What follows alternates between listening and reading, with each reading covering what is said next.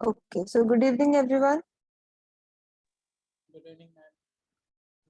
Good evening, ma'am. Continuing our lecture. तो कल हम टर्मिनोलॉजी हम डिस्कस कर रहे थे. सो उसके अंदर हमने कुछ टर्म्स डिस्कस की थी और कुछ हम आज कंटिन्यू करेंगे. सो अब नेक्स्ट जो टर्म आपके पास आती है दैट इज वेक्टर. तो आप वेक्टर किसे बोलते हो? What is vector? डिजीज को ट्रांसमिट करता है. मैम जैसे पैथोजन ट्रांसफर होता है इन्फेक्टेड से अनइन्फेक्टेड तक. और क्या ये सिर्फ इंसेक्ट हो सकते हैं? नो मैम, कोई भी हो सकता है, कोई भी न्यू ऑर्गेनिज्म. Anyone? कोई भी ऑर्गेनिज्म ना, कोई भी लिविंग ऑर्गेनिज्म, चाहे वो इंसेक्ट हो, चाहे वो माइट हो, चाहे वो निमेटोड हो, चाहे वो कोई पैरासिटिक प्लांट्स है, जिसे हमने देखा कि बहुत सारे पैरासिटिक प्लांट्स लाइक स्कुटा ओरोबैंकी वगैरह वो भी डिजीज को ट्रांसमिट करवाते हैं. तो ऐसा कोई भी लिविंग ऑर्गेनिज्म जो किसी पैथोजन को किसी इन्फेक्टेड ऑर्गेनिज्म से हेल्दी बोल दे या अनइन्फेक्टेड बोल दे उसमें ट्रांसफर करवाएगा, that is known as vector. ठीक है. उसके बाद आता है आपके पास वायरस. वायरस सबको पता है क्या होता है? एक नॉन सेलुलर स्ट्रक्चर होती है, because we don't know that is a living structure. एक नॉन सेलुलर स्ट्रक्चर होती है जिसके अंदर दो इंपॉर्टेंट चीजें होती हैं. One is nucleic acid and second is protein coat. इसकी प्रोटीन की यूनिट्स को क्या बोलते हैं हम? कैप्सोमियर. Capsomer. ठीक है, कैप्सिड में. कैप्सिड या उसकी यूनिट हो जाएंगी कैप्सोमियर्स. और इसके अंदर ये जरूर ध्यान रखना है, ये वैसे हमें पता होता है बट सडनली हम कभी कभी स्टेटमेंट में इसको पढ़ना मिस कर देते हैं, जल्दी में स्किप हो जाता है. तो जो जेनेटिक मटेरियल होता है दैट कुड बी आरएनए और डीएनए, दोनों एक साथ नहीं हो सकते हैं. या तो आरएनए होगा या फिर डीएनए होगा, राइट? तो इधर आरएनए और डीएनए. Then necrosis. नेक्रोसिस क्या होता है? Death of Death of plant tissue. Death of plant tissue. ठीक है. उसके बाद आता है इसके अंदर फाइलोडी. फाइलोडी की देखा होगा आपने फील्ड में कहीं पर फाइलोडी के सिम्टम यस मैम. सीसीएम वगैरह में ma'am. कहीं देखा? तो उसमें कैसी सी आप जब जनरली देखते हो फील्ड में तो आपको कैसी स्ट्रक्चर दिखती है वहां पर? मैम लीफ लाइक स्ट्रक्चर्स दिखते हैं. बंची अपीयरेंस दिखती है बहुत ज्यादा.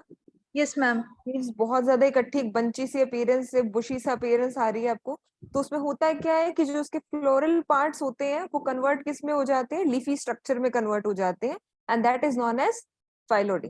फाइलोडी किसकी वजह से होती है? माइकोप्लाज्मा. साइटोप्लाज्मा. ओके. अच्छा. अब आपके पास नेक्स्ट टर्म आती है. अब दो टर्म्स आते हैं यहाँ पर, हाइपरट्रॉफी एंड हाइपरप्लेसिया.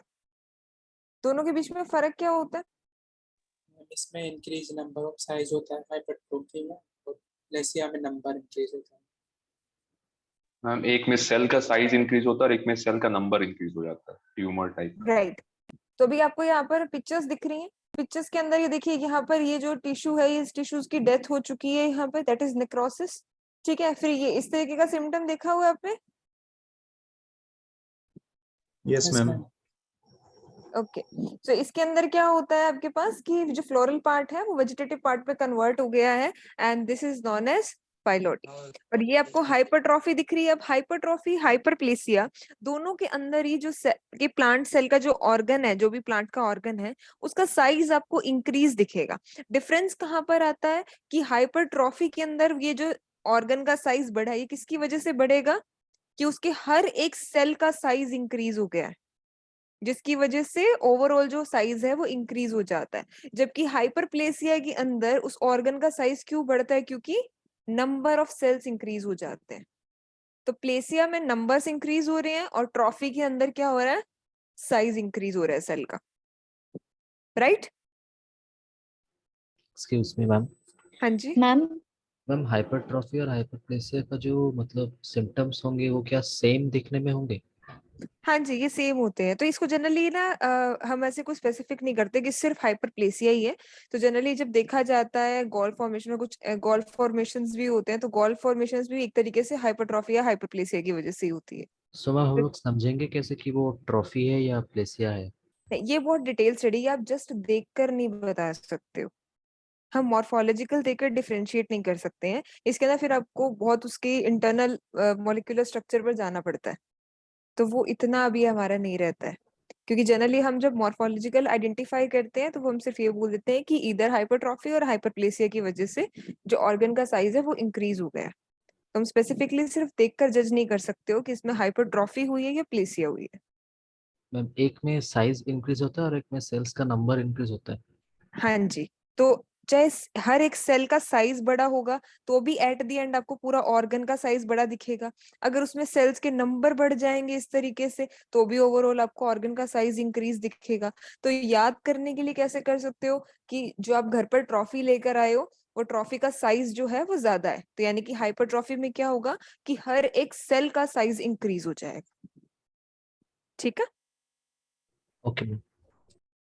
अच्छा मैम अभी अभी एकदम आपने इसमें बताया कि जो मैम आपने हाँ बताया कि गॉल गॉल जो फॉर्मेशन होता है डिजीज की वजह से होता है, लेकिन गॉल तो इंसेक्ट की वजह से भी होता है, तो डिफरेंशिएट कैसे करेंगे? कॉल्स जो होते हैं इंसेक्ट की वजह से भी होते हैं। हाँ तो डिफरेंट होते हैं। जब हम इनका क्या होता है कि देखो इनके अंदर भी डिफरेंस होता है, तो हम एक एक करके अलग अलग नहीं हम पढ़ सकते इसके अंदर, क्योंकि ये बहुत स्पेसिफाइड होते हैं। अब एक तरीके से तो अगर हम देखने लग जाएंगे ना तो ये क्या आते हैं डिटेल्ड स्टडी में आता है। फॉर एग्जाम्पल कि जब आप सिम्टम देखते हो ना तो अभी क्या होता है कि जो माइट्स होती हैं, ठीक है, वाइट फ्लाई होती है, थ्रिप्स होती हैं, अगर इवन इंसेक्ट्स के अंदर भी आप बात करते हो ना तो ये सब क्या होते हैं, ये सब सारे सकिंग टाइप के पेस्ट होते हैं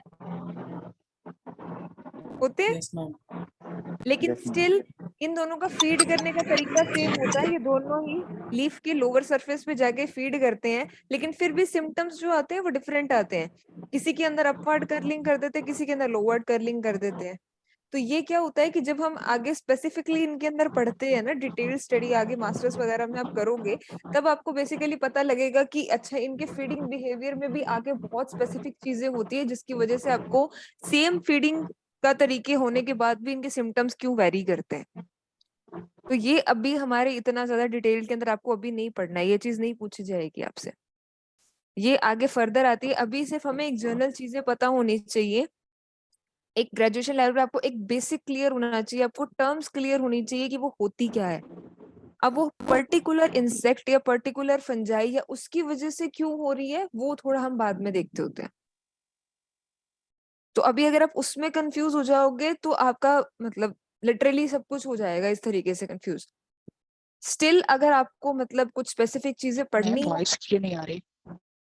वॉइस अभी आ रही है? Yes ma'am. मैम वॉइस आ रही है। आ रही है ना?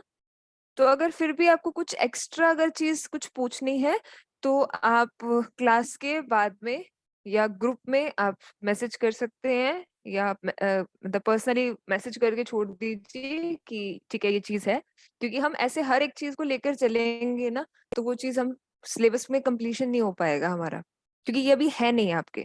बट स्टिल अगर आपको चाहिए तो ये चीज मैं आपको बता दूंगी, बट वो हम थोड़ा क्लास के बाद में देख लेंगे। Will that be okay?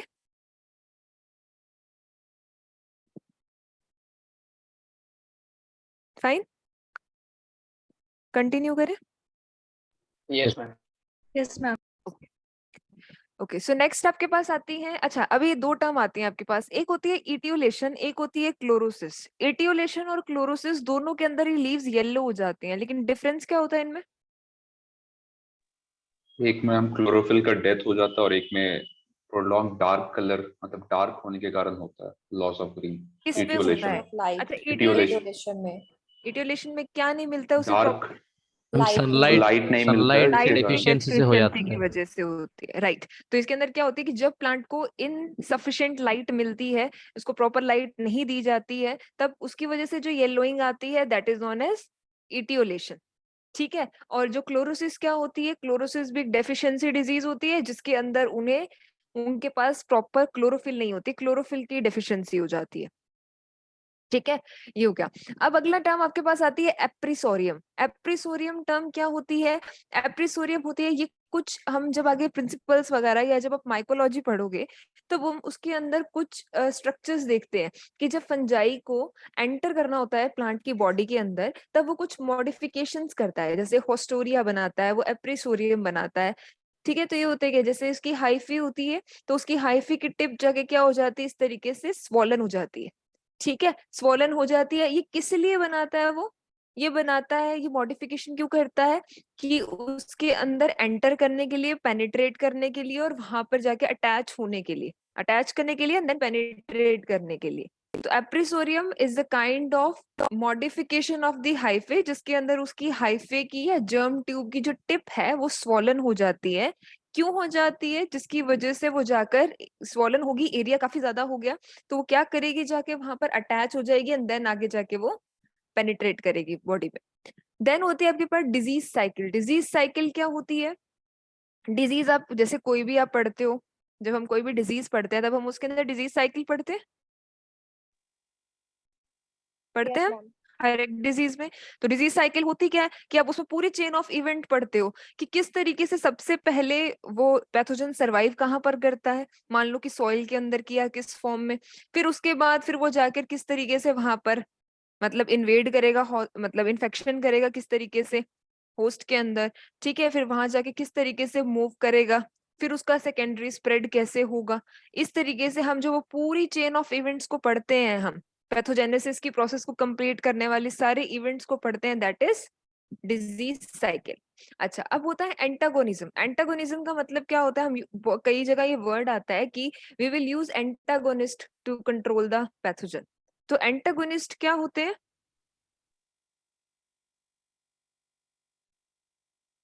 क्या होता है एंटागोनिस्ट?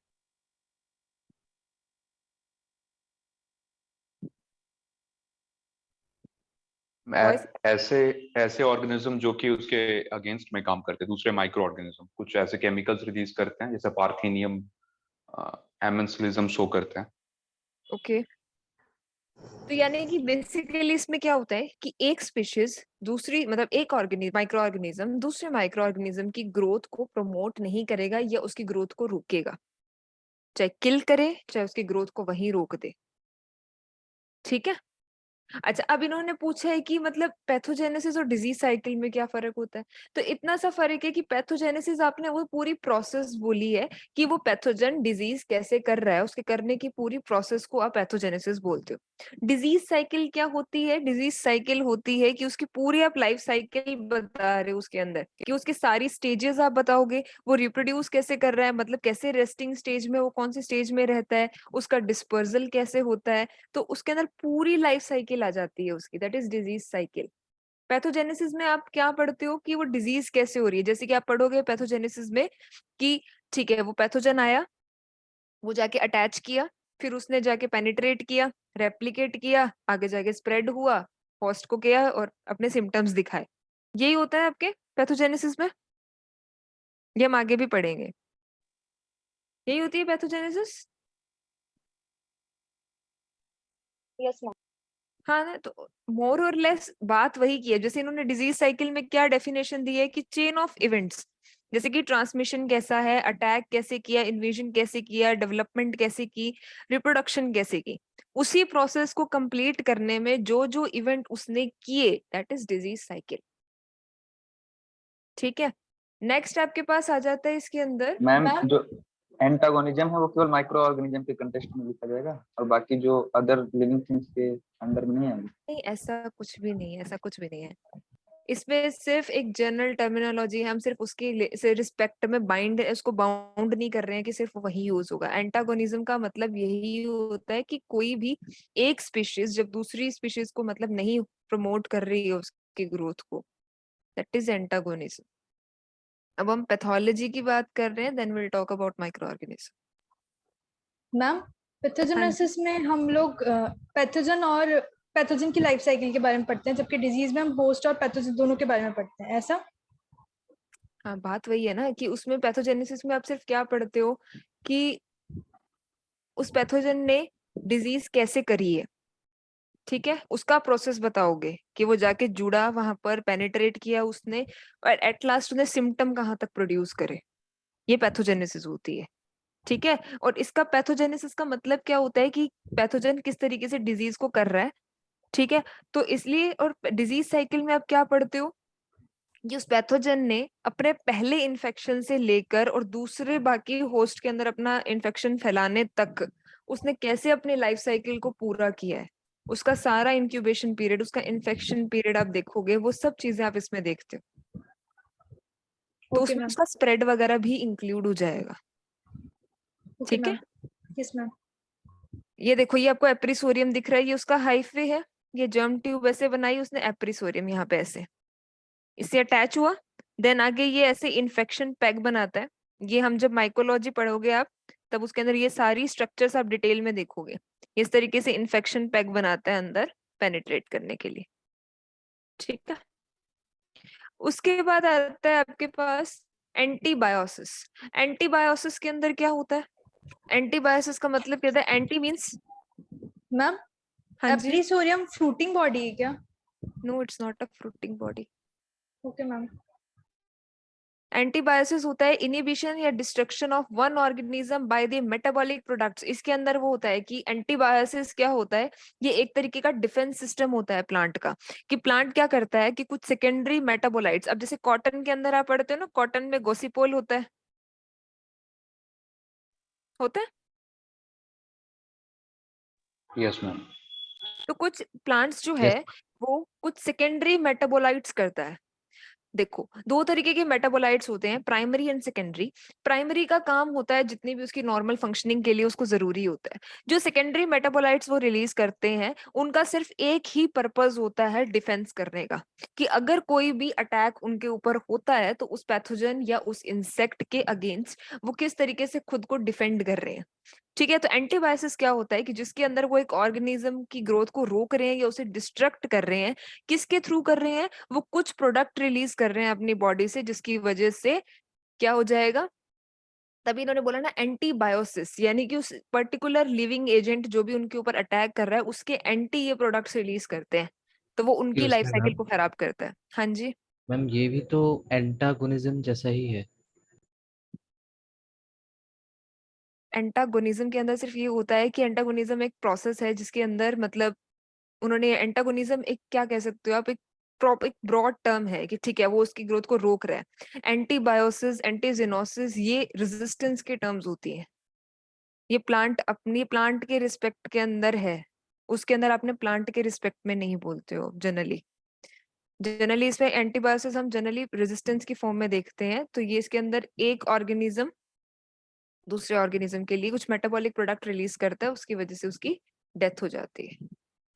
कंपटीशन क्या होता है? कंपटीशन तो आपको पता है कि जब कोई भी एक ऑर्गेनिज्म बाकी ऑर्गेनिज्म किसी दूसरे ऑर्गेनिज्म से जब compete करता है न्यूट्रिएंट्स वगैरह के लिए, उससे ज्यादा न्यूट्रिएंट ले लेता है, उससे ज्यादा सबस्ट्रेट ले लेता है सरवाइव करने के लिए, दैट इज कंपटीशन।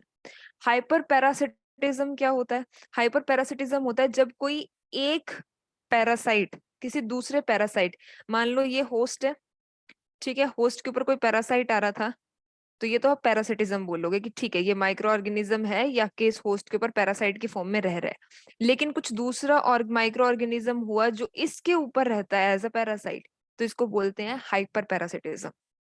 ठीक है, फॉर एग्जाम्पल जैसे राइजोक्टोनिया सोलानी, ये भी एक फंजाई है, पीथियम भी एक फंजाई है, बट ये राइजोक्टोनिया सोलानी पीथियम के ऊपर एज अ पैरासाइट रह सकता है। फ्यूजेरियम मैक्सिमा जो है ये रस्ट के ऊपर रह सकता है, तो this is known as hyper parasitism. Hyper sensitivity क्या होती है? हाइपर सेंसिटिविटी का जो फिनोमिना होता है ये भी बहुत ज्यादा आगे आता है। हाइपर सेंसिटिविटी का मतलब क्या होता है कि इसमें होती है लोकलाइज्ड डेथ। लोकलाइज्ड डेथ का मतलब क्या हुआ कि अब मान लो कि ये पूरा प्लांट का सरफेस है, उस कोई भी जो पैथोजन आया आपका, उस पैथोजन ने इस पॉइंट पर अटैक किया।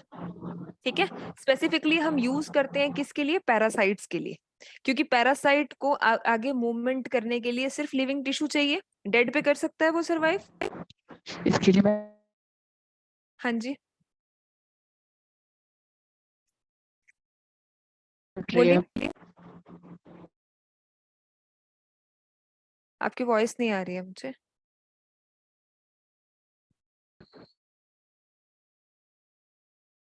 Hello,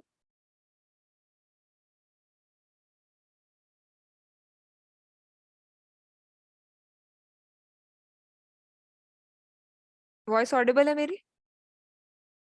yes ma'am. Yes, ठीक, ma'am. देखो, हाइपर सेंसिटिविटी का मतलब क्या होता है कि अब जो पैरासाइट्स होते हैं, पैरासाइट्स को सरवाइव करने के लिए लगातार लिविंग टिश्यू ही चाहिए होता है, राइट? तो इस पे प्लांट करता क्या है, प्लांट क्या करता है, बहुत एक्सेस सेंसिटिव होता है कि यहाँ पर मान लो इस पोजीशन पे ऊपर जैसे ही पैथोजन ने अटैक किया, तो जो इन्फेक्टेड पार्ट है, तो प्लांट क्या करेगा, उसके साइड वाली जितनी भी प्लांट के टिश्यू है ना, वो उन सारी सेल्स की डेथ कर देता है। इसका पर्पस क्या होता है कि जब इस पॉइंट के आसपास वाली सारी सेल की डेथ हो जाएगी, तो ये पैथोजन को आगे मूव करने के लिए कहीं से भी लिविंग सेल नहीं मिलेगी, जिसकी वजह से इन्फेक्शन जो है वो यहीं का यहीं खत्म हो जाएगा और वो पैथोजन आगे मूव नहीं कर पाएगा, क्योंकि वो सरवाइव नहीं कर पाएगा आगे। इसीलिए ये फिनोमिना जो किया जाता है, इसको हम क्या बोलते हैं, हाइपर सेंसिटिविटी, कि वो सेल्स बहुत ज्यादा प्लांट टिश्यू सेंसिटिव होते हैं, जिसके अंदर वो क्या करते हैं कि उसकी एडवांसमेंट को रोक देते हैं पैथोजन, कि वो आगे मूव ना कर पाए। तो उसके साइड आसपास की इन्फेक्टेड एरिया के आसपास की सारी सेल्स की वो डेथ कर देते हैं। इसे बोला जाता है हाइपर सेंसिटिविटी। फिर आता है आपके पास एडजुवेंट्स। एडजुवेंट्स मैम जो हाइपर सेंसिटिविटी है ये नेक्रोसिस का मतलब एक एडवांस वर्जन हो सकता है, मतलब अगर ज्यादा तेज नेक्रोसिस होगी तो हाइपर सेंसिटिविटी आ जाएगी। ऐसा कुछ नहीं है। नेक्रोसिस का मतलब है कि अब यहाँ पर तो नेक्रोसिस हो गया ना, नेक्रोसिस और हाइपर सेंसिटिविटी को, वो नेक्रोसिस यानी कि उस आसपास की सेल की डेथ हो गई, ठीक है, वहां पे नेक्रोसिस हो गया, बट टर्म्स डिफरेंट है कि हाइपर सेंसिटिविटी का पर्पस होता है कि उसकी लोकलाइज्ड डेथ कर दी उन्होंने, खुद ने प्लांट ने की है ये चीज, लोकलाइज्ड डेथ कर दी। क्यों करिए, ताकि वो जो पैरासाइट है वो आगे ना जा पाए, आगे इन्फेक्शन ना कर पाए। मैम एक बार हाइपर सेंसिटिविटी थोड़ा रिपीट कीजिए।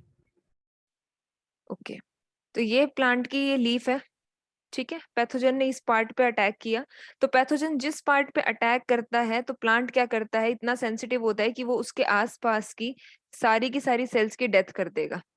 अब पैथोजन यहाँ पर था, प्लांट ने ये सारी सेल्स की डेथ कर दी। अब पैरासाइट को आगे ग्रो करने के लिए लिविंग टिश्यू चाहिए। जब उसके आसपास की सारी सेल की डेथ हो चुकी है जितनी उसके आसपास में थी, तो वो आगे मूव नहीं कर पाएगा, जिसकी वजह से आपका बाकी प्लांट बच जाएगा, सिर्फ उतना लिमिटेड सा पोर्शन ही इन्फेक्ट होगा। That is hyper sensitivity. तभी इन्होंने बोला ना कि ऑब्लिगेट पैरासाइट को, ऑब्लिगेट पैरासाइट का मतलब क्या होता है, एक टर्म होती है ऑब्लिगेट, एक होती है फैकल्टेटिव। ऑब्लिगेट का मतलब होता है कि 100% पैरासाइट है वो रहेगा तो सिर्फ लिविंग टिश्यू पर रहेगा, अदरवाइज वो सरवाइव नहीं कर सकता, ठीक है। जैसे कि इसके अंदर आ जाता है आपका रस्ट आ जाता है, पाउडरी मिल्ड्यू आ जाते हैं, डाउनी मिल्ड्यू आ जाते हैं। ये ऑब्लिगेट पैरासाइट्स होते हैं, ये सिर्फ लिविंग टिश्यू के ऊपर ही सरवाइव कर सकते हैं, ये आर्टिफिशियली सरवाइव नहीं करते हैं डेड पे। फैकल्टेटिव पैरासाइट का मतलब क्या होता है, फैकल्टेटिव पैरासाइट का मतलब होता है कि नॉर्मली ये सेप्रोफिटिक है। जिस चीज के आगे फैकल्टेटिव लगा दिया ना, इसका मतलब अगर इन्होंने बोला फैकल्टेटिव पैरासाइट या इन्होंने बोल दिया फैकल्टेटिव सेप्रोफाइट, तो जिस वर्ड से पहले फैकल्टेटिव लगा दिया ना, यानी कि वो चीज कंडीशनली होगी, कभी कभार अगर उसको जरूरत पड़ी तो होगी, अदरवाइज नहीं होगी, ठीक है। फॉर एग्जाम्पल सिंपल टर्म के अंदर लेते हैं, अगर इन्होंने बोला फैकल्टेटिव एरोबिक, यानी कि नॉर्मली वो एनएरोबिक रहेगा, लेकिन अगर जरूरत पड़ी तो वो एरोबिक रह सकता है। इसी तरीके से अगर उसने बोला फैकल्टेटिव पैरासाइट, यानी कि नॉर्मली वो सेप्रोफिटिक रहेगा, अगर जरूरत पड़ी तो वो एज अ पैरासाइट रह सकता है, ठीक है। तो इन्होंने ये चीज स्पेसिफिक की है कि जो ऑब्लिगेट पैरासाइट होते हैं, यानी सिर्फ और सिर्फ जो लिविंग टिश्यू के ऊपर ही रह सकते हैं, उनकी ग्रोथ को रोकने के लिए हाइपर सेंसिटिविटी प्लांट करता है। देन होता है एडजुवेंट्स। एडजुवेंट्स होता है कि ऐसे inert material, the inert material added to the fungicide to improve the physical characteristic of the toxicant. तो इसके अंदर ऐसे मटेरियल जो आप फंजीसाइड के अंदर ऐड करते हो ताकि आप उस जो फंजीसाइड है उसकी प्रॉपर्टी को आप इंप्रूव कर सकते हो, that are known as adjuvants, ठीक है। उसके बाद होती है कंपैटिबिलिटी। कंपैटिबिलिटी का मतलब आपको पता है कि कंबाइनिंग एबिलिटी, कि बिना कोई नुकसान पहुंचाए उस केमिकल की, मतलब आपस में दो केमिकल्स के आपस के अंदर कैसी कंबाइनिंग एबिलिटी है, उसे बोलते हैं compatibility. Next is phytotoxicity. Phytotoxicity का मतलब क्या होता है, फाइटो वर्ड यूज करते हैं प्लांट के लिए, टॉक्सिसिटी यानी कि टॉक्सिक होता है, उसके लिए इंजरियस होता है। तो कोई भी कंपाउंड की कैपेसिटी की वो इंजरी कर सकता है प्लांट को, प्लांट के लिए टॉक्सिक है, उस कंपाउंड की प्रॉपर्टी को क्या बोलते हैं, फाइटोटॉक्सिसिटी। एक होती है टेनेसिटी। टेनेसिटी का मतलब होता है कि ये केमिकल्स की या जैसे स्पेसिफाइड करे कोई पेस्टिसाइड की कोई फंजीसाइड की एबिलिटी होती है कि वो प्लांट सरफेस पे होल्ड करके रख सकते हैं, वहां पे सरफेस पे वो टिक सकते हैं, वो उनकी एबिलिटी को क्या बोलते हैं? टेनेसिटी। अब आपके पास ये 4 टर्म्स आती हैं जो हम जैसे डिजीज में यूज करते हैं, endemic disease, pandemic disease, sporadic disease और आपके पास आती है एपिडेमिक्स। ठीक है, तो अब इनके अंदर होता क्या है डिफरेंस? एंडेमिक का तो बिल्कुल अलग सा सिस्टम है। एंडेमिक में क्या होता है कि जो कोई भी डिजीज सिर्फ ईयर आफ्टर ईयर आ रही है, चाहे कम आ रही है चाहे ज्यादा आ रही है, लेकिन वो सिर्फ किसी स्पेसिफिक लोकेशन के अंदर ही आती है, एक ही डिस्ट्रिक्ट में आएगी या फिर एक ही कंट्री में आती है या एक ही सिटी के अंदर आती है, तो वो वहां की क्या होती है? एंडेमिक डिजीज होती है। फॉर एग्जाम्पल हम पढ़ते हैं wart disease of potato that is caused by Synchytrium endobioticum. ये दार्जिलिंग के अंदर ही रहती है, ये वहीं पर आएगी, कम ज्यादा सीवियर आ सकती है बट सिर्फ और सिर्फ वहीं रहती है। सिमिलरली जैसे सिट्रस कैंकर है, ये एशिया में ही रहता है। ठीक है, सोरगम रस्ट, इस तरीके से मेनली अगर हम इंडिया में याद रखते हैं एग्जाम्पल, तो हम वॉट डिजीज का ही पढ़ते हैं। यानी कोई भी डिजीज जो मोर और लेस आएगी, कम सीवियर हो ज्यादा सीवियर हो, लेकिन आएगी किसी पर्टिकुलर लोकेशन में ही, that is known as the endemic disease. Pandemic, pandemic अभी आपने कोविड का पढ़ा है ना? कोविड पेंडेमिक था। क्यों पेंडेमिक बोला उसे? पेंडेमिक उसे तब बोला कि जब ये कोविड जो है ये सारे वर्ल्ड में फैल गया था। यानी जब कोई भी एपिडेमिक डिजीज, पहले वो एपिडेमिक था।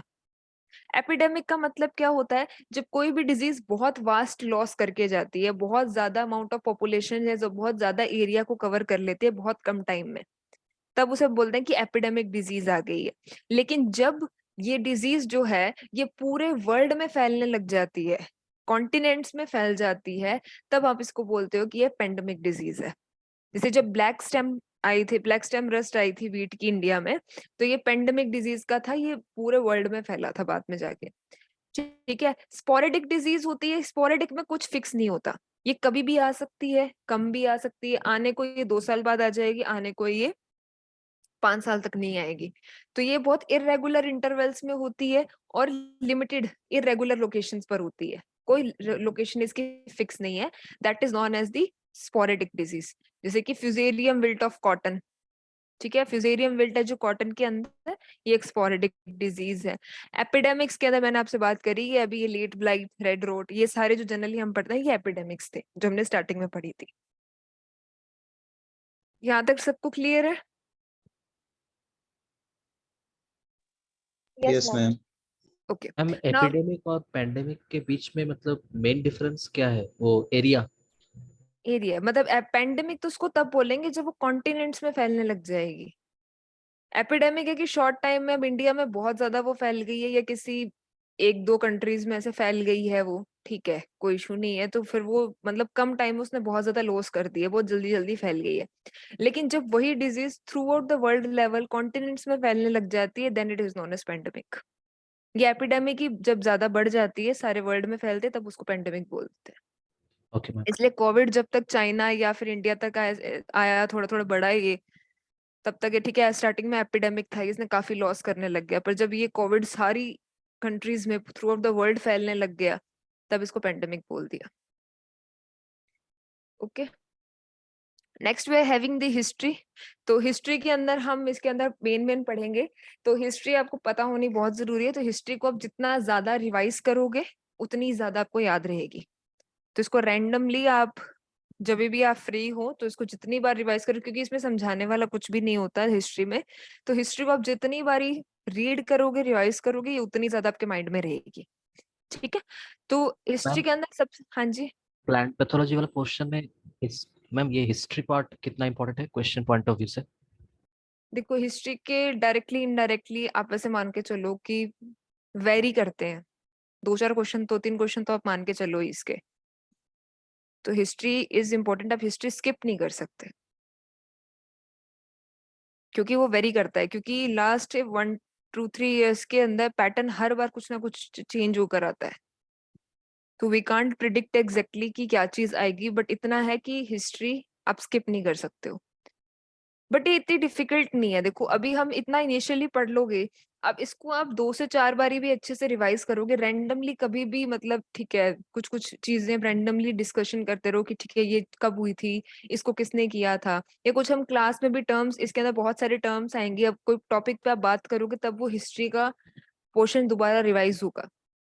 तो दैट इज नॉट हार्ड, सिर्फ इतना है कि उसे नंबर ऑफ टाइम्स आपको रिवाइज करना है, तो वो आपके दिमाग में फिट हो जाएगी, कोई ऐसी बड़ी बात नहीं है, इतनी टफ नहीं है। ठीक है, ओके।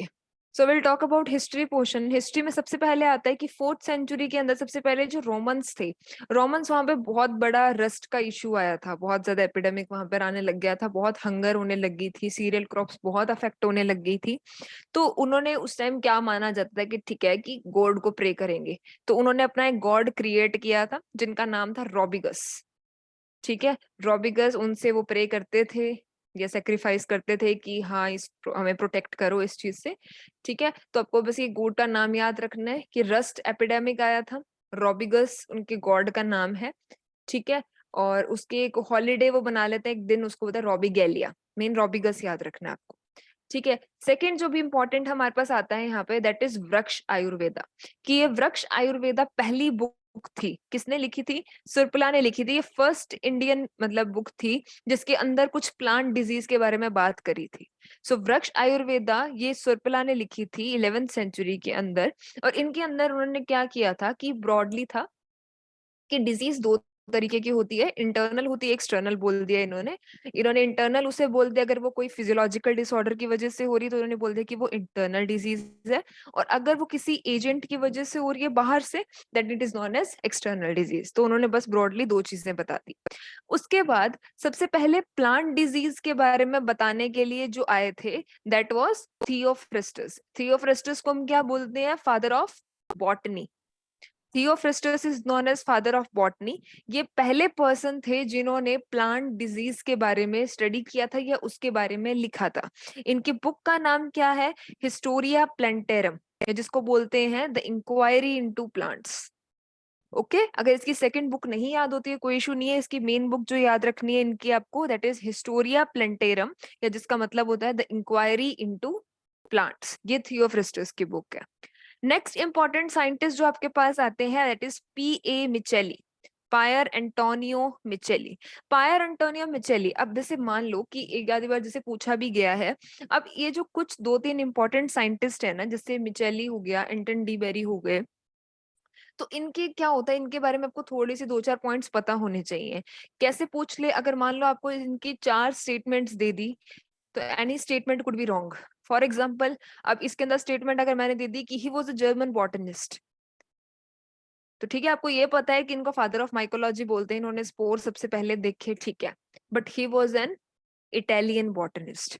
तो मिचेली जो थे, इनकी क्या क्या खास चीज है कि ये पहले पर्सन थे जिन्होंने फंजाई को देखा था, फंजाई को स्टडी किया था, उसके स्पोर्स देखे थे इन्होंने।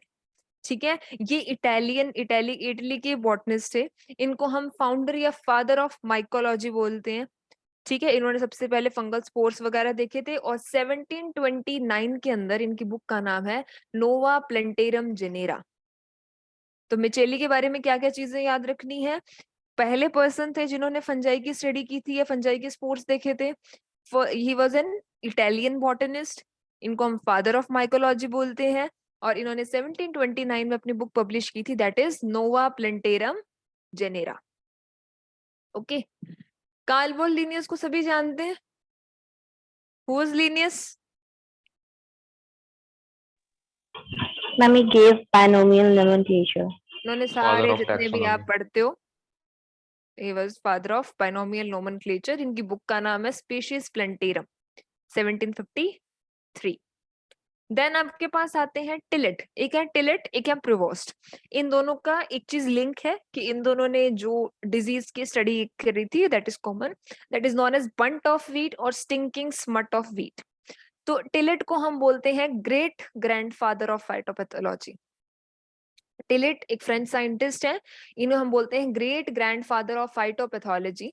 1755 के अंदर इन्होंने तो क्या किया था, इन्होंने सिर्फ पेपर पब्लिश किया, बंट या स्टिंकिंग स्मट से रिलेटेड इन्होंने पेपर पब्लिश किया कि ठीक है ऐसी ऐसी कुछ डिजीज आ रही है इसके अंदर, जिसमें ये वीट की सीड जो होती हैं ये इसमें ब्लैक पाउडर में कन्वर्ट हो जाती है। बिकॉज आपने स्मट बोल दिया, तो स्मट में होता है कि जो उसके ग्रेन्स होंगे, उसकी जो सीड्स होंगी, वो एक ब्लैक पाउडर में कन्वर्ट हो जाएंगे। ठीक है, बट ये क्या चीज नहीं बता पाए थे, ये नहीं बता पाए थे इसके अंदर कि इसकी कैसे लाइफ साइकिल है, कौन इसका कॉजल ऑर्गेनिज्म है, ये उतना नहीं बता पाए थे।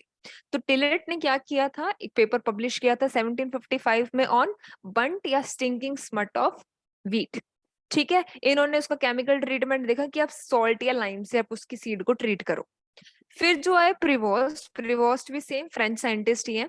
तो इन्होंने क्या किया था, अब इनके अंदर आपको दो चीजें याद रखनी है, ये लाइन भी इंपॉर्टेंट है। प्रिवोस्ट ने ये चीज प्रूव की थी कि disease are caused by micro organisms. So who gave this statement कि disease are caused by micro organism? Prevost ने ये चीज प्रूव की है कि डिजीज माइक्रो ऑर्गेनिज्म से हो सकती है। फिर इन्होंने वही बंट ऑफ व्हीट को इन्होंने काफी 10 साल तक इन्होंने स्टडी किया, और फिर 1807 के अंदर इन्होंने पेपर पब्लिश किया था जिसके अंदर इन्होंने बताया कि इसका कॉजल ऑर्गेनिज्म कौन होता है, टिलेशिया कैरिस। और इन्होंने उस बंट फंगस की पूरी लाइफ साइकिल बताई इन्होंने। ठीक है, प्लस सबसे पहले इन्होंने सॉल्यूशन बताया कि इसको प्रिवेंट करने के लिए आप क्या कर सकते हो, कॉपर सल्फेट का यूज कर सकते हो। यानी एक तरीके से पहला फंजीसाइड जो एक तरीके से यूज करके देखा तो वो इन्होंने किया था कि कॉपर सल्फेट की फंजीसाइडल प्रॉपर्टी होती है। तो प्रिवोस्ट में क्या पढ़ा, पहली स्टेटमेंट तो ये कि इसने प्रूव किया कि डिजीज माइक्रो ऑर्गेनिज्म से होते हैं। सेकंड चीज, इन्होंने डिटेल स्टडी करके तो कॉजल ऑर्गेनिज्म बता दिया कि टिलेशिया कैरिस की वजह से होता है, प्लस इन्होंने उसकी लाइफ साइकिल भी बता दी, और इन्होंने सोल्यूशन भी बता दिया कि आप कॉपर सल्फेट का यूज करके इसको प्रिवेंट कर सकते हो। ठीक है, नेक्स्ट आपके पास आता है परसोन जो है इन्होंने क्या किया था, इनकी बुक का नाम है सिनॉप्सिस मेथोडिका फंगोरम। क्या बुक है इनकी, परसोन की? Synopsis Methodica Fungorum. Synopsis methodica. I know history starting में पढ़ते हो बहुत बोरिंग लगती है, बट एक बार अगर आपको अच्छे से याद होने लगी देन आपको इंटरेस्ट आने लग जाएगा, क्योंकि जैसे ही वो चीज का नाम आएगा आपको क्लियरली स्ट्राइक हो जाएगा कि किसने दिया था, ये क्या था ये। तो परसोन की बुक का नाम है 1801 में सिनॉप्सिस मेथोडिका फंगोरम, जिसमें उन्होंने अस्टिलेजिनेज, यूरिडिनेल्स इनके बारे में बताया था, स्मट रस्ट वगैरह के नॉमेनक्लेचर को देखा था। ठीक है, फिर इन्होंने पक्षेनिया ग्रामिनिस नाम भी इन्होंने ही दिया था। जो आप पढ़ते हो रस्ट पैथोजन को जो नाम दिया गया पक्षीनिया ग्रामिनिस वीट का, ठीक है, तो ये नाम भी किसने दिया है, परसोन ने दिया। देन आपके पास आते हैं E.M. फ्राइज या फिर alias Magnus fries. E.M. Fries को बोला जाता है लीनियस ऑफ माइकोलॉजी या फादर ऑफ सिस्टमैटिक माइकोलॉजी। इन्होंने सिस्टमा माइकोलॉजिकम की 3 वॉल्यूम दी थी। ये पहले, मतलब इनको लीनियस क्यों बोलते हैं, क्योंकि लीनियस ने बाइनोमियल नोमेनक्लेचर दिया था, और फर्स्ट टाइम फंगस का जो नोमेनक्लेचर बताया था वो किसने बताया था, E.M. फ्राइज ने, इसलिए इसको लीनियस ऑफ माइकोलॉजी बोलते हैं। देन आपके पास आते हैं रॉबर्टसन ने देखा था कि सल्फर का आप यूज कर सकते हो पीच मिल्ड्यू के अगेंस्ट, ये इन्होंने बताया था। 1845 आप सबको पता है, Irish potato famine caused by Phytophthora infestans. Then आपके पास आता है 1858 जेजी कुहन जो पहली बुक पैथोलॉजी पे लिखी गई थी, दैट वाज बाय जेजी कुहन इन 1858। जेजी कुहन ने 1858 में फर्स्ट टेक्स्ट बुक लिखी थी प्लांट पैथोलॉजी की, और उस बुक का नाम क्या है, the disease of cultivated crops, their causes and control. Disease, उनके कॉजेस क्या और उनके कंट्रोल, तो ये फर्स्ट बुक पैथोलॉजी पे लिखी गई थी। अब जो हमारे बहुत बहुत बहुत इंपॉर्टेंट साइंटिस्ट जिनका नाम पता नहीं कितनी जगह हम पढ़ते हैं, एंटन डी बेरी जो है ये जर्मनी के हैं ये, इनको हम बोलते हैं father of modern mycology. Father of mycology कौन था, मिचेली। फादर ऑफ मॉडर्न माइकोलॉजी या father of modern plant pathology, father of experimental plant pathology, सब कौन है, एंटन डी बेरी। इन्होंने ही इसके कॉजल ऑर्गेनिज्म का नाम बताया था कि जो लेट ब्लाइट ऑफ पोटैटो आता है। आपकी वॉइस ब्रेक हो रही है मैम। अभी ठीक है, यस मैम। ठीक है। ओके। सो ये एंटन डी बेरी ने ही कॉजल ऑर्गेनिज्म आइडेंटिफाई किया था कि जो लेट ब्लाइट ऑफ पोटैटो होता है ये फाइटोप्थेरा इन्फेस्टेंस की वजह से होता है, ठीक है। और इसके अलावा इन्होंने क्या बताया था कि जो रस्ट फंजाई है उसका हेट्रोशियस नेचर होता है। हेट्रोशियस क्या होता है? जो अपने लाइफ साइकिल के लिए एक से ज्यादा होस्ट यूज करता है एक से ज्यादा होस्ट ब्रीथ यूज करे। करने तो के लिए। एक होती है ओटोशियस रस्ट, एक होती है हेट्रोशियस रस्ट।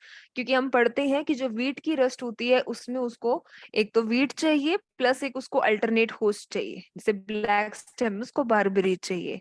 तो जब कोई रस्ट फंगस अपनी लाइफ साइकिल एक से ज्यादा होस्ट के ऊपर कंप्लीट करता है दैट इज द हेट्रोशियस रस्ट। तो ये हेट्रोशियस नेचर के बारे में भी एंटन डी बेरी ने बताया था। इसके अलावा भी इन्होंने बहुत सारी चीजें बताई थी, बहुत सारे टॉक्सिन्स के बारे में इन्होंने देखा था कि हाँ मतलब जो फंगस होता है वो कई एंजाइम कई टॉक्सिन्स रिलीज करता है प्लांट के टिश्यू को तोड़ने के लिए, ब्रेक डाउन करने के लिए। प्लस इन्होंने टर्म कॉइन की थी, क्या कॉइन की थी? सिम्बायोसिस। सिम्बायोसिस सबको पता है क्या होती है? Yes, ma'am. है ना। तो 1879 में जो सिम्बायोसिस पर्टिकुलर टर्म दी गई है that is also by Anton de Bary. तो एंटन डी बेरी क्या क्या किया इन्होंने? इनको father of modern mycology, modern plant pathology बोलते हैं। इन्होंने फाइटोप्थेरा इन्फेस्टेंस की कॉजल ऑर्गेनिज्म को नेम दिया है। इन्होंने रस्ट का हेट्रोशियस नेचर बताया है। इन्होंने पैथोजन जो एंजाइम्स या जो टॉक्सिन रिलीज करता है उनका रोल बताया है इन्होंने। और इन्होंने सिम्बायोसिस टर्म जो है ये दी है, ठीक है। अब ये डी बैरी के कई स्टूडेंट्स थे जिन्होंने भी आगे बहुत अच्छे अच्छे काम करे अपने, ठीक है। जैसे कि उसमें से एक है मार्शल वार्ड। जो मार्शल वार्ड है इन्होंने क्या किया था? इनको बोलते हैं father of tropical plant pathology. Marshall Ward को क्या बोला जाता है? ट्रॉपिकल प्लांट पैथोलॉजी, ठीक है। फिर एक होता है वॉरोनिन। वॉरोनिन यहाँ पर आपको ये दिख रहा है, एक डायग्राम दिख रहा है सबको? Yes, ma'am. तो इसके अंदर क्या होता है? ये वॉरोनिन इन्होंने क्या था कि जो डिजीज थी club root of crucifers प्लाज्मोडियोफोरा brassicae से जो होती है, इसकी लाइफ साइकिल की इन्होंने स्टडी करी और इन्होंने उसके अंदर बताया था कि वॉरोनिन बॉडीज बनती हैं। ये आप आगे पढ़ोगे जब हम एस्कोमाइकोटा वगैरह पढ़ेंगे तब आपको पड़ेगा कि ये वॉरोनिन बॉडीज वगैरह बनती है। एक साइड ये कुछ यहाँ पे क्या करते हैं, जैसे अगर कुछ लीकेज होती है ना सेप्टा के बीच में, तो वहां पर ये कुछ बॉडीज बन जाती हैं ताकि साइटोप्लाज्म का लीकेज ना हो सके, इसलिए बनती हैं। ये हम आगे पढ़ेंगे। और इन्होंने क्या किया था? इन्होंने क्लब रूट ऑफ क्रूसीफर्स की लाइफ साइकिल को स्टडी किया था और इन्होंने साथ साथ पोटैटो वार्ट डिजीज को भी स्टडी किया था। फिर फार्लो आ जाते हैं, इनका इतना नहीं आता, इनका हम ज्यादा नहीं पढ़ते बिब्लियोग्राफी वगैरह का। मिलार्डेट सबको पता है, बोरेडेक्स Yes, ma'am. की डिस्कवरी की। Modest mix. ऑस्कर ब्रिफेल्ड भी है एक, ये डी बेरी के कलीग थे, ठीक है। ब्रिफेल्ड का नाम कहाँ पर आता है कि इन्होंने प्योर कल्चर टेक्निक्स बताई थी सबसे पहले, ठीक है। तो सबसे पहले पायोनियर का मतलब होता है कि जिन्होंने सबसे पहले बताया, मतलब, ठीक है। तो पायोनियर्स किसके अंदर थे? प्योर कल्चर टेक्निक ब्रिफेल्ड ने बताई है। तो मार्शल वार्ड को क्या बोलते हैं? Father of tropical plant pathology. Woronin के अंदर वॉरोनिन ने क्या किया था? क्लब रूट ऑफ क्रूसीफर और पोटैटो वार्ट डिजीज की लाइफ साइकिल बताई थी। मिलार्डेट बोरेडेक्स मिक्सचर और ब्रिफेल्ड प्योर कल्चर टेक्निक। फिर आता है रॉबर्ट हार्टिग। रॉबर्ट हार्टिग का नाम आता है, इन्होंने फॉरेस्ट पैथोलॉजी पे स्टडी की है। इन्होंने बुक लिखी थी जो फॉरेस्ट के ऊपर लिखी थी, important disease of forest trees. इन्हें फादर ऑफ फॉरेस्ट पैथोलॉजी बोला जाता है, रॉबर्ट हार्टिग। पीएम मिलार्डेट का हमने बात कर ली। Then AB Frank. AB Frank का नाम आता है, इन्होंने माइकोराइजा टर्म दी हुई है। 1885 में फ्रैंक ने क्या टर्म दी है? माइकोराइजा। देन आपके पास बोरेडेक्स मिक्सचर होता है, उसके अलावा बरगंडी मिक्सचर 1887, ठीक है। 1887 के अंदर बरगंडी मिक्सचर का इंट्रोड्यूस किसने किया था? मिसॉन, ठीक है। 1894 के अंदर एरिक्सन आए थे। एरिक्सन ने बताया था कि पक्षिनिया ग्रामिनिस की फिजियोलॉजिकल रेसेस के बारे में बताया था। जो आगे डिफरेंट रेसेस होती हैं, रेसेस हमने पढ़ा था क्या होता है कि उस स्पीशीज के भी आगे सब ग्रुप्स होते हैं जो किसी स्पेसिफिक वैरायटी के ऊपर ही जाके अटैक करते हैं। तो इन्होंने उसके फिजियोलॉजिकल रेसेस के बारे में एरिक्सन ने बताया हुआ है। Then is Orton. ऑर्टन ने क्या किया था कि इन्होंने वाटरमेलन काउपी वगैरह लिया, इन्होंने उनको ब्रीडिंग वगैरह करके देखा कि रेजिस्टेंस आ रही है, डिजीज रेजिस्टेंट वैरायटी में सबसे पहले काम किया ऑर्टन ने। प्लीज माइक म्यूट कर लीजिए अपना।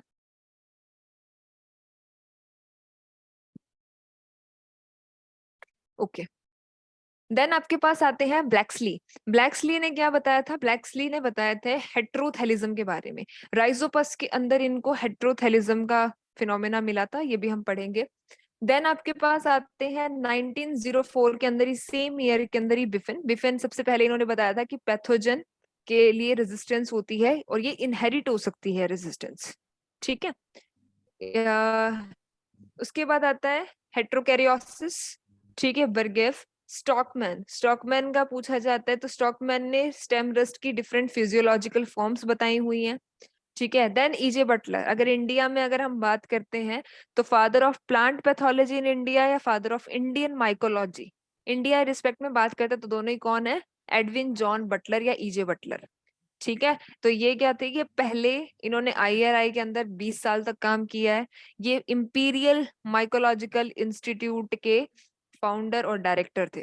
इनकी बुक का नाम जो है मोनोग्राफ है, that is pythiaceous and allied fungi. अच्छा, अब ये आपको याद रखनी है मेन दिस बुक। एक आगे आप पढ़ोगे बीबी मूंदकर, जो इंडियन साइंटिस्ट है, बीबी मूंदकर।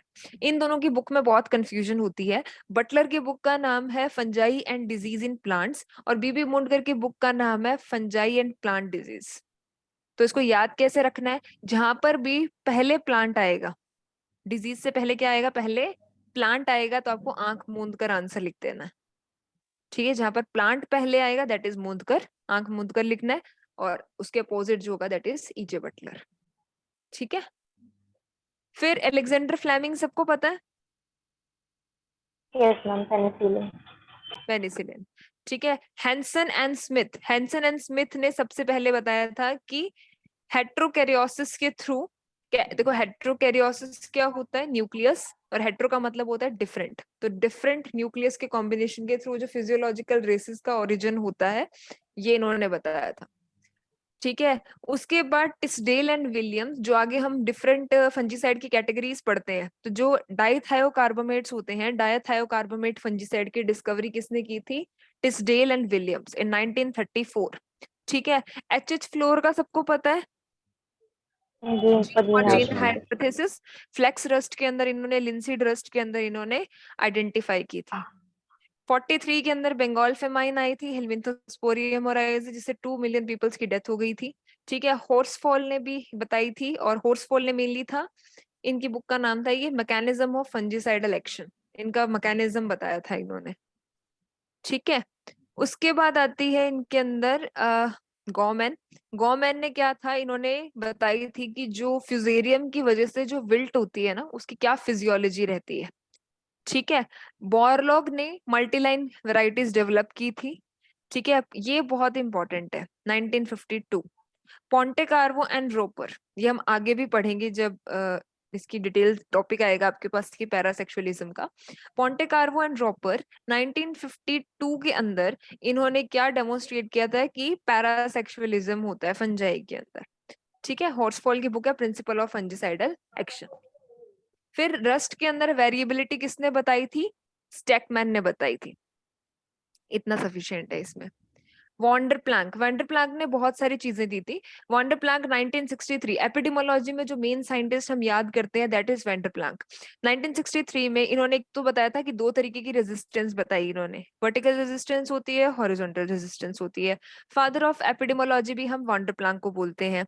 इनकी बुक का नाम है plant disease epidemics and control, यानी एपिडेमोलॉजी से रिलेटेड है, और इन्होंने टर्म क्या दी थी? वर्टिफोलिया इफेक्ट। तो वर्टिकल हॉरिजॉन्टल रेजिस्टेंस एपिडेमोलॉजी के father, plant disease epidemics and control इनकी बुक है, और वर्टिफोलिया इफेक्ट इन्होंने टर्म दी है। ठीक है। उसके बाद आपके पास आता है स्मेलिंग एंड कुल्का। स्मेलिंग एंड कुल्का ने सबसे पहली सिस्टेमिक फंजीसाइड बताई थी।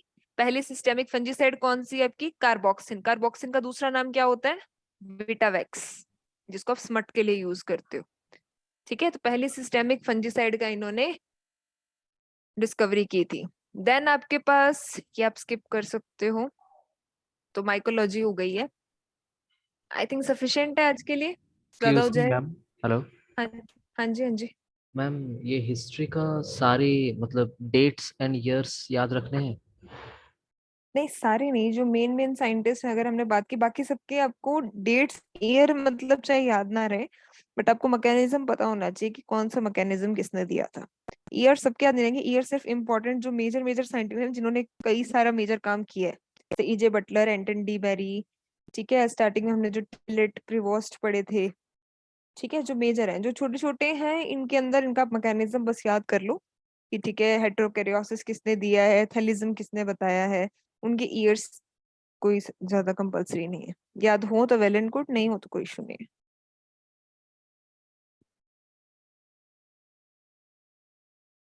ठीक है, ओके मैम। ओके। तो बैक्टीरियल ऑब्जेक्ट से हम कल कंटिन्यू करेंगे। प्लीज माइक म्यूट ये रखिए। पीपीटी हम लोगों को शेयर कर सकते हैं क्या कह रहे हो? मैम, ये पीपीटी हम लोगों को शेयर कर सकते हैं? कोई बात नहीं, मैं सर से बात कर लेती हूँ, ये आपको मिल जाएगी ऐप के ऊपर, आप चेक कर लेना, मैं आज बात। Okay ma'am. Okay okay. Ma'am ये सो वाला हाँ मैम जी, ये वाला रिकॉर्डिंग वाइज ऐप में मिलेगा या क्रशी पे? ये वाइस पे मिलेगा आपको, बिकॉज वाइस के थ्रू ली है ना हमने क्लास। कल ऐप के थ्रू लेंगे तो आपको ऐप पे अवेलेबल हो जाएगा। नहीं मैम, वो थोड़ा दिक्कत हो रही है क्योंकि कुछ कुछ क्लासेस क्रशी ऐप पे हो रही है और कुछ कुछ वाइज ऐप में ज्यादा हो रही है, तो मतलब कंफ्यूज हो जा रही है कौन नहीं, सा कहाँ हमारे पे है। कोई इशू नहीं है ना, क्योंकि पैथोलॉजी की बस दो ही तो क्लासेस हुई है हमारी। तो दो आपकी वाइस पे, कल से हम ऐप पे कर लेंगे, तो बाकी फिर आपको ऐप पे कंटिन्यू हो जाएंगी। Okay ma'am.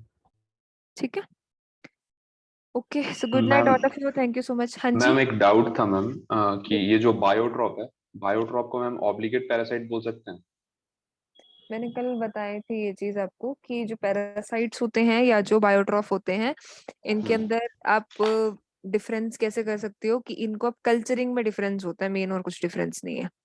बायोट्रॉफ पैरासाइट्स को आप कुछ बायोट्रॉफ है जो पैरासाइट, मतलब सारे पैरासाइट्स नहीं हो सकते, वो डिफरेंस रहता है इनके अंदर। कि आप क्या होता है इसके अंदर कि आप बायोट्रॉफ्स को कल्चर नहीं कर सकते, आप पैरासाइट्स को कल्चर कर सकते हो। यस मैम, जैसे कि बायोड्रॉप मतलब उसको हम लोग कल्चर मीडियम में उसको कल्चर नहीं कर सकते, लिविंग ऑर्गेनिज्म चाहिए होता है। तो हम्म। सिमिलरली जो ऑब्लिगेट पैरासाइट होता है उसके लिए भी लिविंग ऑर्गेनिज्म की जरूरत होता है, कल्चर मीडियम में वो नहीं कर सकता है। तो हाँ, तो हम इसलिए आप बोल रहे हैं कि बायोट्रॉफ ऑब्लिगेट, सभी, आप सबको बायोट्रॉफ नहीं बोल सकते हो। मतलब बायोट्रॉफ एक ऑब्लिगेट काइंड ऑफ पैरासाइट हम बोल रहे हैं पैरासाइट्स मैम। होते हैं। हाँ, ओब्लिगेट पैरासाइट की बात करें तो पैरासाइट बोला है तो इन्होंने, हम ओब्लिगेट पैरासाइट की बात कर रहे हैं कि बायोट्रॉफ एक तरीके के पैरासाइट्स होते हैं जो स्पेसिफिकली किसी लिविंग टिश्यू के ऊपर ही रहेंगे। तो आप ये बोल सकते हो कि सारे बायोट्रॉफ पैरासाइट हैं, लेकिन सारे पैरासाइट बायोट्रॉफ नहीं होते हैं। जी मैम, जी मैम। तो मैम यहाँ पे हम ये पूछ रहे हैं कि जो ऑब्लिगेट पैरासाइट है वो बायोट्रॉप है कि नहीं, क्योंकि जो दूसरा टाइप का जो पैरासाइट जैसे फैकल्टेटिव जो सैप्रोफाइट होता है, जो दूसरा टाइप का पैरासाइटिज्म शो करता है, जो हाँ, नेसेसरीली पैरासाइट नहीं होते हैं, तो उसको हम लोग हेमी बायोट्रॉप भी कह सकते हैं सर। मतलब मैं समझी नहीं है लास्ट वाला आपका। जैसे मतलब पैरासिटिज्म दो टाइप का होता है, ऑब्लिगेट पैरासिटिज्म और दूसरा फैकल्टेटिव सैप्रोफिटिज्म। ओके, तो उसमें से जो बायोट्रॉप है, बायोट्रॉप को ऑब्लिगेट पैरासाइट हम लोग बोल सकते हैं, हाँ, वो ऑब्लिगेट पैरासाइट होता है कि बायोट्रॉफ सिर्फ। क्योंकि इसके एग्जांपल्स भी हम जैसे रस्ट, स्मट, पाउडरी हाँ मिल्ड्यू और हाँ हाँ, डाउनी मिल्ड्यू सब। बायोट्रॉफ जो होता है ये ऑब्लिगेट पैरासाइट्स हैं। ये मतलब सिर्फ लिविंग पे रहेंगे, ये इनको लिविंग टिश्यू चाहिए ही चाहिए, या आप उसको आर्टिफिशियली कल्चर आप इसको नहीं कर सकते हो। जी ये मैम। अपने किसी डेड टिश्यू से या आर्टिफिशियल मीडिया से अपना न्यूट्रिएंट नहीं ले सकते हैं। ओके मैम, ठीक है, ठीक है मैम। Ma'am okay. और एक चीज ये पूछ रहे थे मैम, ये पैथोजन और पैरासाइट के बीच में क्या डिफरेंस पैथोजन तो कोई भी हो सकता है ना, पैथोजन तो आपके सेप्रोफिटिक भी हो सकते हैं। स्मट आपका है? यस। फैकल्टेटिव सेप्रोफाइट होता है, लेकिन पैरासिटिक सिर्फ जो लिविंग टिश्यू पे रहते हैं। ओके, सिर्फ लिविंग टिश्यू तो मैम वो जो दूसरा वाला एक पैरासिटिज्म होता है, मतलब जो फैकल्टेटिव सैप्रोफिटिज्म होता है, जैसे फ्यूजेरियम मैम ये सब है। पैरासाइट जनरली किल नहीं करते बट वो पैथोजन किल किल नहीं कर करते हैं, सकते वो सरवाइव करते हैं उसके ऊपर। उनको कंटिन्यूसली लिविंग टिश्यू चाहिए सर्वाइवल के लिए, क्योंकि अगर वो किल कर देगा देन इट इज नेक्रोट्रॉफ। तो मैम एक जगह पे एग्जांपल में माइकोराइजा को भी पैरासाइट कंसीडर कर दिया गया है, तो माइकोराइजा तो बेनिफिशियल है। तो माइकोराइजा कहाँ पर पढ़ा आपने माइकोराइजा वाला? तो मैम ये भट्टाचार्य उत्पल कुमार भट्टाचार्य का जो plant pathology at a glance है, उसमें मैम ये देखे थे, इसमें एग्जांपल दिया हुआ था कि पैरासिटिज्म, माइकोराइजा और जो राइजोबियम जो होता है, जो नाइट्रोजन फिक्सिंग जो बैक्टीरिया होता है, वो दोनों ही पैरासिटिज्म के अंदर ऐसे बताया गया है।